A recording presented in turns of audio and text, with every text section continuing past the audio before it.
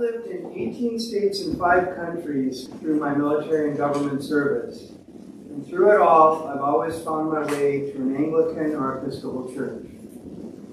I married my previous wife, Sylvia, in 1992. She grew up in Kent, Chatham, Kent, England. And when we would visit her mother, we'd walk through the countryside near our house and always find ourselves at a small Anglican church on Sunday. It was always comfortable for us. When I was in Kosovo in 2001, just before 9/11, and all the way through the beginning of 2002, I traveled throughout the 5 sectors of peacekeeping missions, and they were all led by separate nations. And on Sundays, I usually went to the British sector and served with the British chaplain.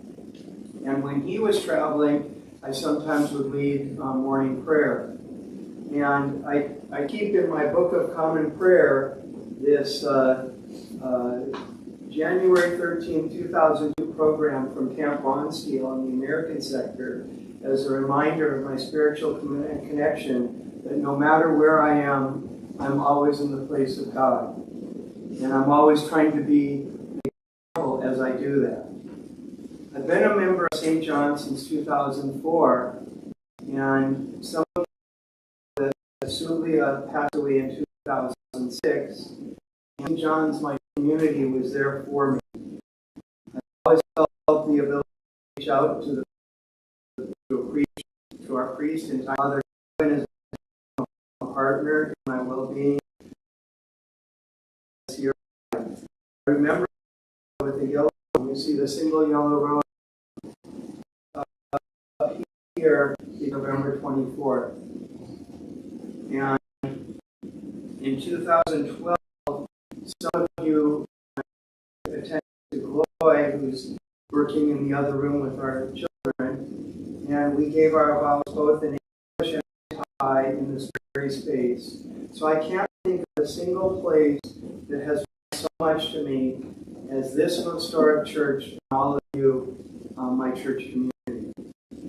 Today, as chair of the Finance Committee, I want you to know I served on vestry, and because of my commitment, I served as a member of the Finance Committee and became chair in 2019. Along with the treasurer and members of the committee, I track our spending and help ensure we're faithful stewards of our resources.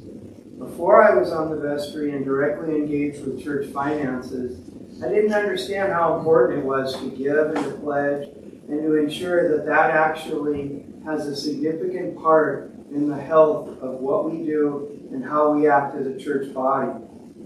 We're currently working on the budget for next year, and we do this every year starting around September. And what we like to do is really have a budget by the end of December. And in the past, that hasn't always been a choice because pledges have trickled in slowly. They haven't come in our pledge campaign.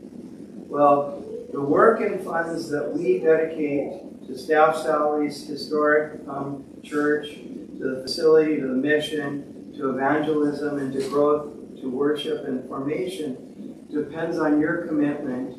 And today is kind of the final wrap of that. Today is the last day of our Sharing the Kingdom campaign. And as earlier this week, we were only 57% of our goal of $260,000 in pledging that we were hoping for. I've always found my way home to the church. Please join us in sharing the kingdom so that St. John's continues to be a home for us in the future. And if you have not submitted your pledge, I ask you to prayerfully consider it and do so today. Cards are in the back of the church. I just put my pledge into our historic church this morning, and in the alms bag will be my final portion of the pledge for this year. So it's really important to try to help us to be able to help the community and to do what St. John's has always done. So thank you so much.